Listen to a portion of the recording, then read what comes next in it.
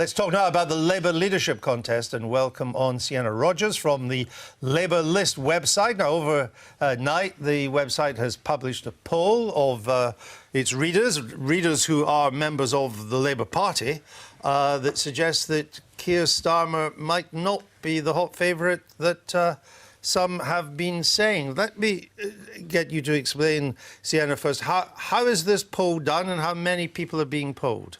So it's conducted by Survation, right, and they do it of Labour List readers, and they ask Labour List readers whether they were Labour members as well. So they also ask whether they were affiliates, trade union members, all of that sort of thing. So they have a lot of data there.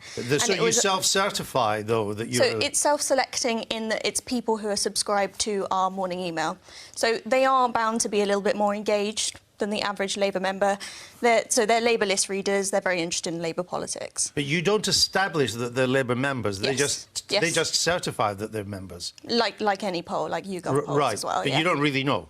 Well, like any poll, you ask people whether they're members and they say yes or no. The most polls don't involve party membership. So you ask if they're party members, and then if they are party members, you then ask how they're going to vote. How many people are we talking about? So it was a sample of 3,800. Right, so a big sample by polling standards. It's a big sample. And we're obviously going to do more polls throughout this leadership contest. We've got a long way to go. Right. And Survation are going to, change, kind of see what happens with weightings and see what happens in terms of, we don't know how many registered supporters, don't know how many new members yet. We'll know that further along in the contest. So, now that we've established how the poll's carried out, and you're going to continue through the contest, well, you've now got a benchmark with your first poll. How do you read the first poll? Well, I think it's interesting in that I think it's a bit of a corrective because people have started saying Keir Starmer is the front runner, and I think it's more accurate to say that both Keir Starmer and Rebecca Long-Bailey are the front runners in this race. In this poll, Long-Bailey got 47% of people's first preferences, and Keir Starmer got 37%.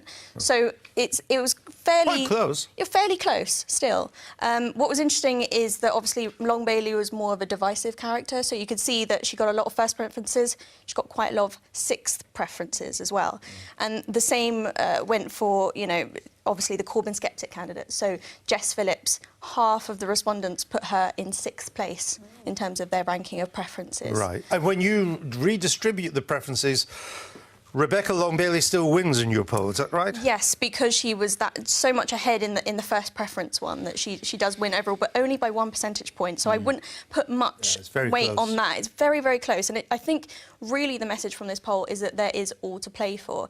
What's interesting as well is that Lisa Nandy, for instance, has quite low levels of familiarity, both about her and her policy platform. Maybe not after last night. Well, exactly. So she's been doing a lot of media this week, a few speeches, which came out with quite interesting things about freedom of movement and your interview. So there will be more of that familiarity coming through. So she has room to grow, I think. Angela, you're not backing anybody, I think, because of your position in the Lords. Oh, I will at some point. Yes, well, I will say, yeah. I will say who I'm voting for. Well, tell us now. Go on. No, live on air.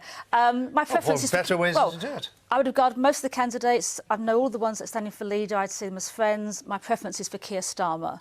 Having said that, I think all of the people who are in the candidates for leader will be part of the future of the Labour Party. And I don't think we gain by saying we don't like that one, we like this one. Actually, it's a preference we're choosing. But I think people are being surprised, and your interview last night, I think, surprised a lot of people, how competent, how good Lisa was, especially when you tried to interrupt her. I think everyone sort of said, oh, yes, look, she's getting ahead there. But I think there's some surprise at how good a lot of the Labour candidates are, because over the last couple of years, you've seen a very small number. Now, during the election campaign, we didn't even see Keir or Emily out on TV. Can we just clarify the breaking news story on Politics Live this morning? The Labour leader in the House of Lords is backing Keir Starmer. Yes, I think it's a breaking story or a surprise to many people. But all those candidates... to me. Is it? You're easily surprised, Andrew. I think all the candidates I like... Mainly because politicians are so predictable. But I've worked with Keir the most over a number of issues.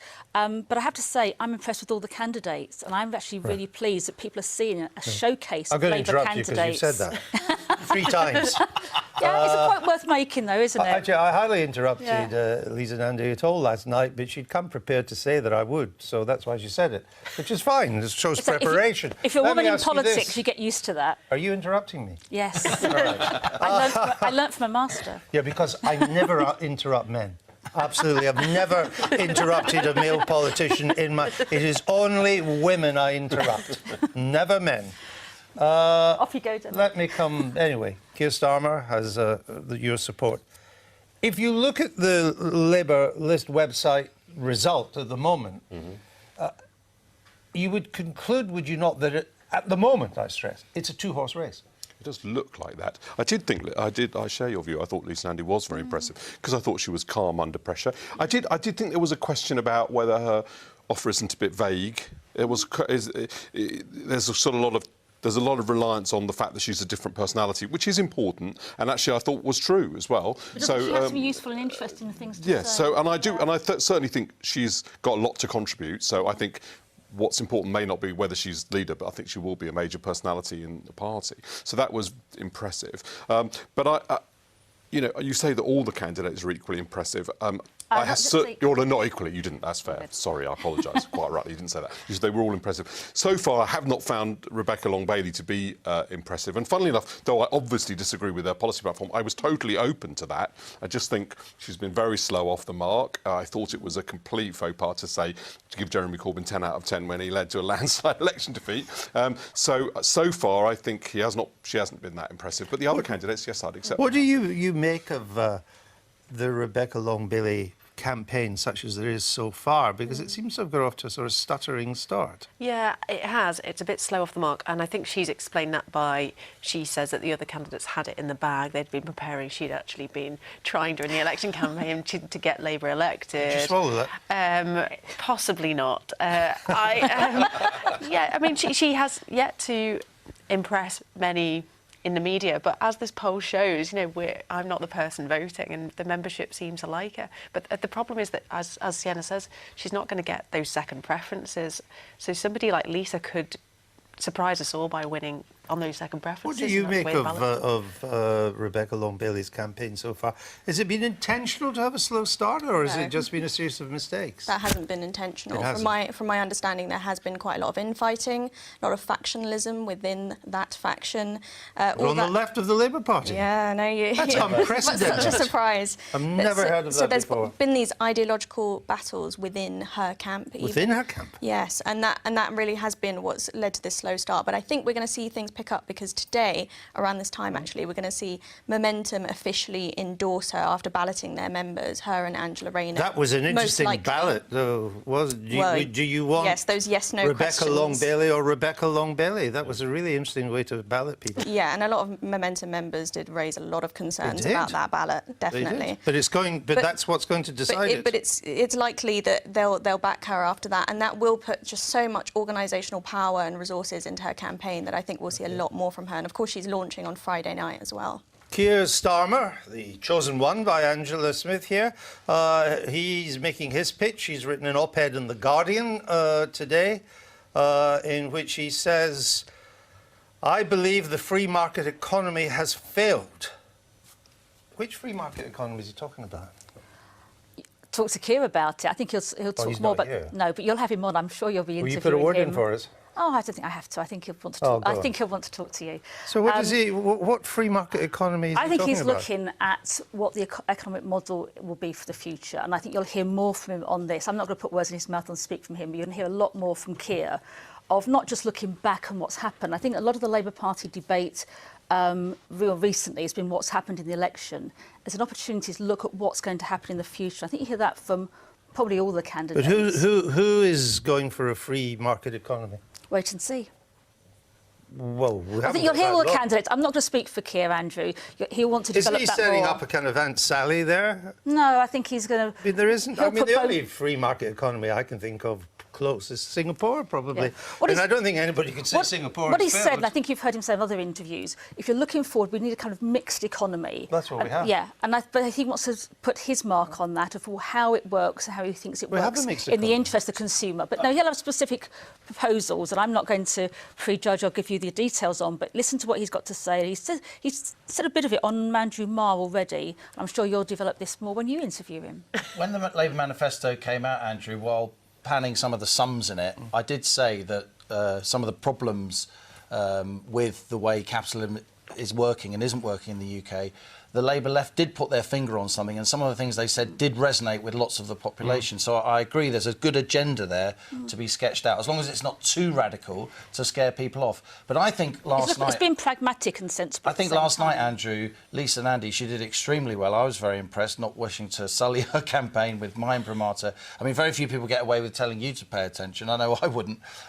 She did very well. But I never interrupt women. So, oh, no, sorry, I only interrupt women. I knew it was... I think she became last night the candidate, or she's rapidly approaching the moment where she takes from Keir Starmer the crown, which is the candidate that the Tory party fear most. I do think she's electable. She's very, very well respected in her constituency, where I spent quite a bit of time up in Wigan, and I thought she did well to hold the line on Brexit, staying, for the most part, true to her Leave vote in her constituency. Well, she did seem to put one foot wrong last night in the interview in referring to Scotland, where she said she wants some kind of international commission to look at examples of where an emphasis on social justice has put down nationalist uprisings or nationalist support in reference to Scotland.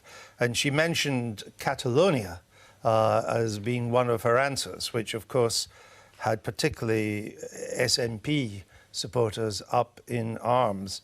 Let's have a look. I don't think there's anything wrong with saying that rather than turn inwards and argue about resources, we should look outwards to other countries and other parts of the world where they've had to deal with divisive nationalism and seek to discover the lessons from when, in those brief moments in history, in places like Catalonia and Quebec, we have managed to go and beat narrow divisive nationalism with a social justice tell agenda. you that they believe. Now, you see, saying we've got lessons to learn from Catalonia, immediately, if you look at how the British state has handled the demand for an independent Scotland, whether you're for or against it, it's been exemplary compared to how Madrid has handled Catalonia. I mean, no skulls were broken in the Scottish referendum. Indeed, the Scots were allowed to have a referendum. It was a binding referendum. The British government said, we don't want you to go, but if you vote to leave, then you have the right to go. Madrid has said none of that. They said, you don't even have the right to vote. They've jailed the people leading it. It's not a wise thing to say, was it? That comparison really didn't go down well, as you say, with Nats, but also a lot of Scottish Labour members. And actually, Scottish Labour was quite sort of keen to emphasise during the last election that they are, they are welcoming to yes voters as well as no voters. And a lot of MPs and candidates had yes voters on their campaign teams, and they were really keen to build that kind of coalition. It's very important. And I think it's going to contribute to this perception of these Westminster politicians who talk about English devolution and, even with Lisa Nandy talking about democracy in terms of the Brexit vote, but actually their grasp of Scottish politics, leaves something to be desired. Well, we shall see. I'm sure there'll be a clarification from her at some stage today. We're going to let you go now, but I hope we're going to see you again in the course of the leadership campaign, because we don't get the result till April the 4th. 4th, exactly. So we've got a long way to go. Plenty more weeks to enjoy ourselves there. Let's go.